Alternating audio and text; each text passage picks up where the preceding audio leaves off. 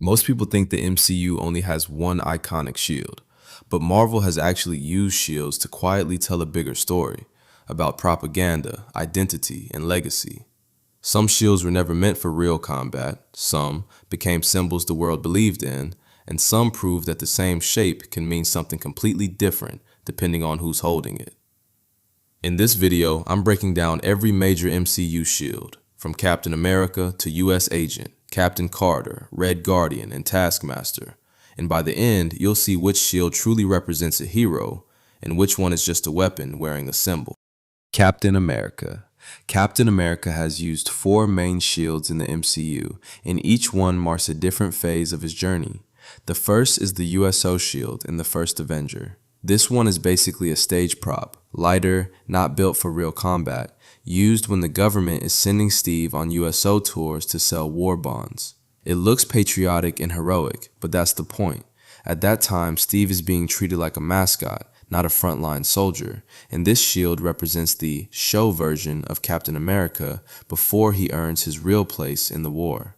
The second is the original vibranium shield, the iconic round one given through Howard Stark.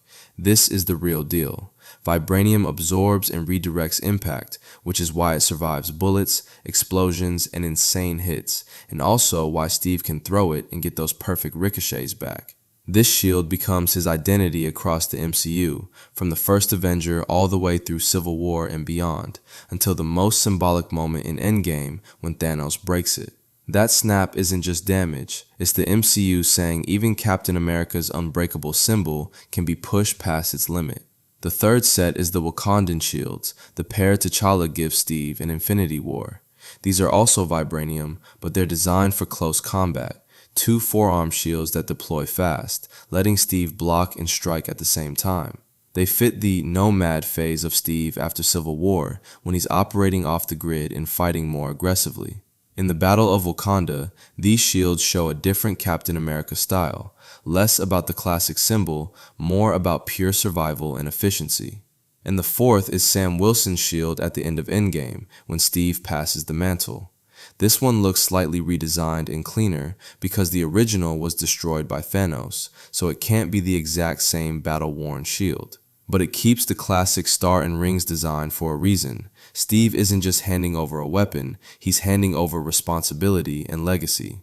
And he chooses Sam because being Captain America was never only about strength, it's about character, and Sam is the one Steve trusts to carry that symbol into a new era.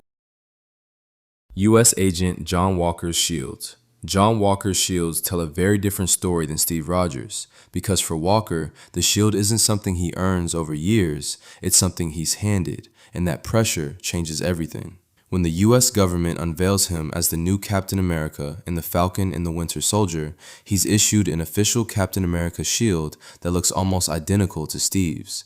Same star, same red, white, and blue rings, same instantly recognizable icon. But the meaning is different. With Steve, the shield became a symbol because of who he was. With Walker, the government is trying to force the symbol onto a man and hope the public accepts it.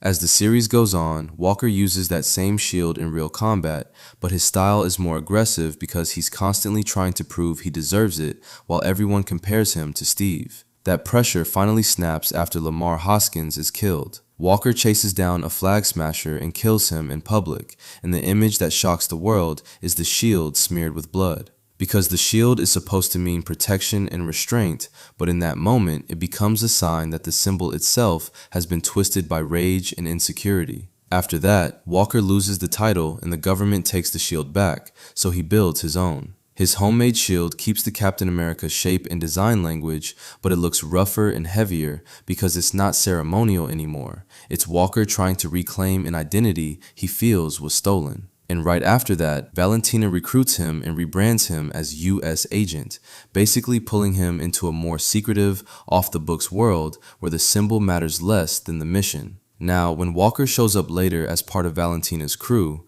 like the version of him we're set to see operating in Thunderbolts, he's clearly no longer using a DIY shield. He's back to carrying a cleaner, professional-grade US Agent-style shield, which strongly suggests it's been issued through the same kind of Black Ops supply chain Valentina controls. The government may have taken the Captain America shield away from him, but Valentina gives him something else, a shield that fits his new role, not a public icon, but a weapon for sanctioned deniable operations. The shield is durable enough to withstand sustained turret fire from OXE vehicles and a direct hit from one of Taskmaster's explosive arrows. The shield is also made of a sturdy enough material that after it was bent out of shape, Walker, who was a super soldier with enhanced physical abilities, was incapable of bending it back. Bro can't keep single shield right.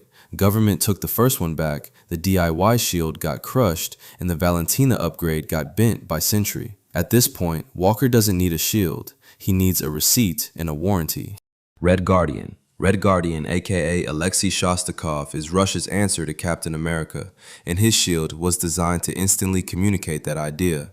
But in the main MCU present-day events of Black Widow, we never actually see Alexei actively carrying or fighting with his shield. What we do know is that Alexei definitely had a round, Captain America-style shield back when he was running Soviet Union missions as the Red Guardian, because the shield is treated as part of his official hero kit and public image from his prime years. And once he was imprisoned, that shield was confiscated, which explains why it's missing when we meet him later.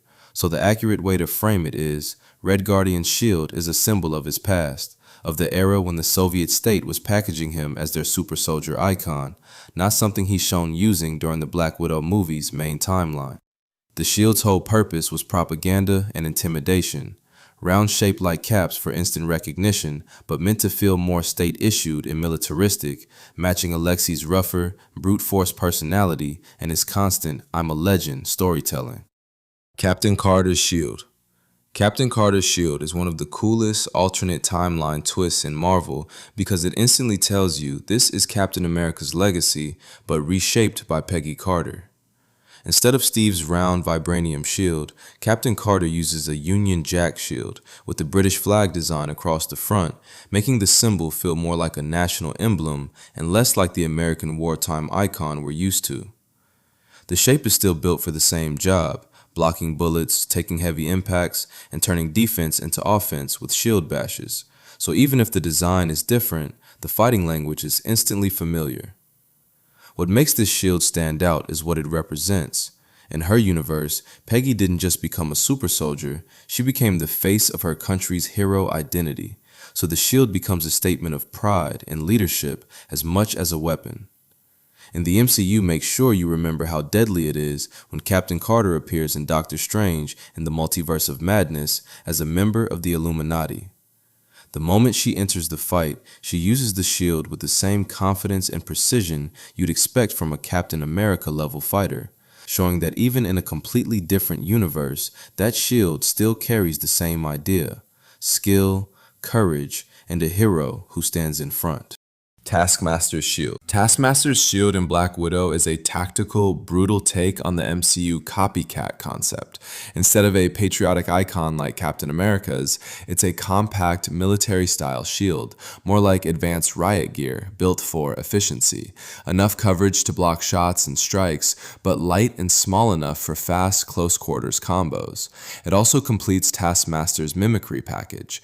By copying elite fighters' patterns, the shield becomes the clearest Captain America layer, using similar defensive angles, shield bashes, and forward pressure, but with none of Steve's restraint. Using the shield not just to defend, but to control distance and break an opponent's rhythm. And unlike Steve's shield, it's never confirmed as vibranium on screen. It feels like high-end armored gear, tough but grounded, because the real superpower here isn't the metal, it's the skill. The shield isn't a symbol of hope, it's a symbol of imitation. So yeah, that's basically every major shield we've seen used across the MCU so far. If you know any other shield that you saw on MCU that isn't mentioned here, please comment below.